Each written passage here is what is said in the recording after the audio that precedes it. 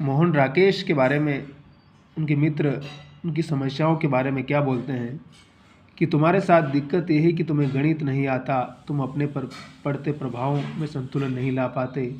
इस छोर और उस छोर के बीच तुम्हारा मन पेंडुलम की तरह घूमता रहता है, इसीलिए तुम कभी रिलैक्स नहीं कर पाते और हर वक्त टेंस बने रहते हो। सिर्फ दो चीज़ से तुम्हारा इलाज हो सकता है, एक नर्व टॉनिक, दूसरी स्त्री का शरीर।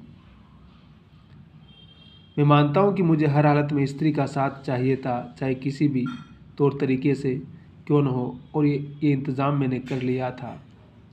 तो इस प्रकार की चीज़ें देखिए कि क्योंकि पिता का साया उठ चुका था और माँ के साथ भी थे, लेकिन माँ की समझ सकते हैं कि बहुत सारी अपनी सीमाएं होती है, उन सारी सीमाओं के साथ जीवन कैसे चलता है। और एक उम्र के बाद हर पुरुष को एक स्त्री का साथ चाहिए ही होता है। मदन मोहन गुगलानी के मोहन राकेश बनने की कहानी। एक तरफ मैं बिल्कुल अकेला रहना चाहता हूँ और दूसरी तरफ अकेलेपन के कुछ घंटे भी मुझे दुश्वार लगते हैं। सोचता हूँ कहीं मैं एक विभक्त व्यक्तित्व तो नहीं लिए हूँ। अपने स्वभाव के कई कई अंतर्विरोधों को देखकर कई बार ऐसा संदेह होता है, अकेलेपन की चाह शायद मुझे माँ से मिली है और भीड़ की ललक पिता से।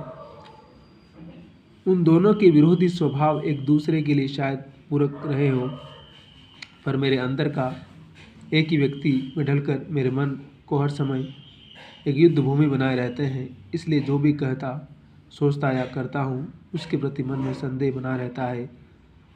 पर बाहर का हठ और दादी माँ का स्वभाव किसी के सामने अपनी कमजोरी को स्वीकार नहीं करने देता। अब देखिए, मोहन राकेश का ही कोटेशन है कि मतलब एक तरफ अकेला रहना चाहता है, लेकिन ज़िंदगी में अकेलापन असहाय, हठी बहुत है, ईगो बहुत है। उन सारी चीज़ों के साथ ज़िंदगी में समझौता भी नहीं करना है, किसी की सुननी भी नहीं है। तो सारी यात्राएं, उनके जीवन के उन सारे प्रसंगों को जयदेव तनेजा साहब ने इस पुस्तक में बड़े ही सलीके से और बड़े ही मेहनत के साथ इसको हमारे सामने प्रस्तुत किया है। मोहन राकेश का बचपन। छत के पीछे के घर का आंगन नजर आता है। कुछ लोग टोकरियां या जाने क्या सिर पर उठाए वहाँ नाचा करते हैं, पुरुष और स्त्रियां भी। दादी माँ मुझे उधर झांक कर नहीं देखने देती, कहती है ये घर कंजरों का है। मुझे कंजर अच्छे लगते हैं, मैं खुद नहीं, खुद उनकी तरह नाचना चाहता हूँ, मगर दादी माँ घूर कर देखती है तो कंजर बनने और नाचने का सारा उत्साह गायब हो जाता है। मैं दादी माँ के घुटनों में दुबक जाता हूँ। देखिए, बचपन में बच्चा और किस तरह से उसके स्वभाव, उसकी सारी चीज़ें, दादी माँ का साया और वो सब कुछ कैसे उनके जीवन में आते हैं। और मोहन राकेश को प्रकृति से बहुत प्यार था, शहरों से प्यार था।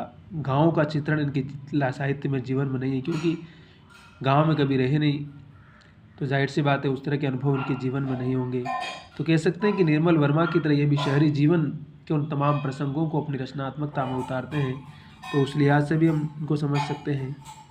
ये केवल समुद्र तट ही नहीं है, एक कुंवारी भूमि है जहाँ निर्माता की तुलिका का स्पर्श अभी गीला ही लगता है। यहाँ आकर आत्मा में एक सात्विक आवेश जाग उठता है। शायद टेलीपैथी की तरह का कोई और भी विनिमय होता है जो दो मनुष्यों के बीच नहीं, एक मनुष्य और एक स्थान के बीच संभव है। उससे अणुओं या अणुओं के प्रति आकर्षण कह सकते हैं।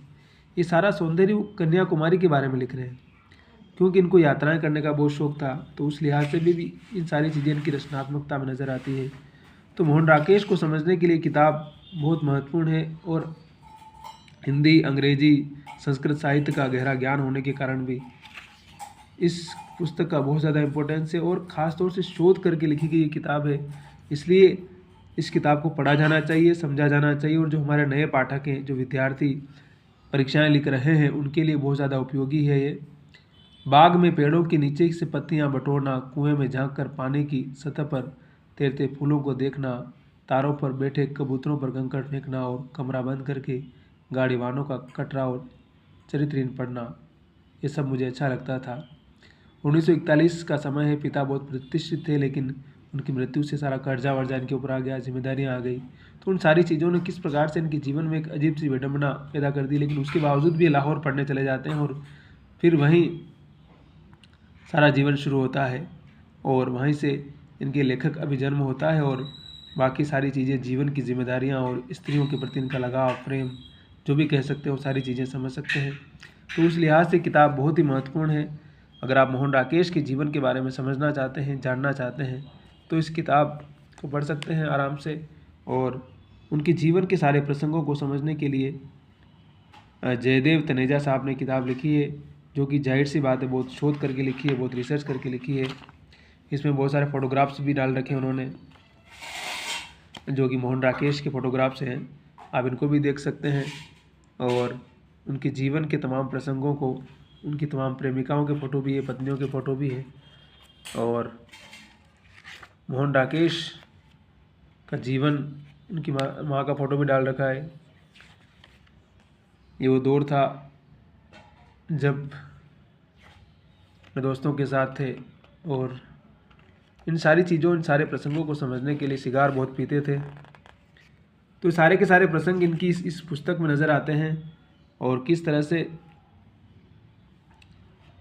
बाद में इनका नाटक आषाढ़ का एक दिन का पुरस्कार भी दे रहे हैं राधा कृष्णन, और उनको उस उम्र में इतनी ख्याति मिली, इतना नाम हुआ। तो एक लेखक के रूप में, एक रचनाकार के रूप में, एक इंसान के रूप में इनके बहुत सारे पहलू हैं। अगर उनको समझना चाहते हैं तो मुझे लगता है कि इस किताब को ज़रूर पढ़ा जाना चाहिए। और हमारी नई पीढ़ी को मोहन राकेश के बारे में जानना है तो इस किताब से गुजरने की आवश्यकता है।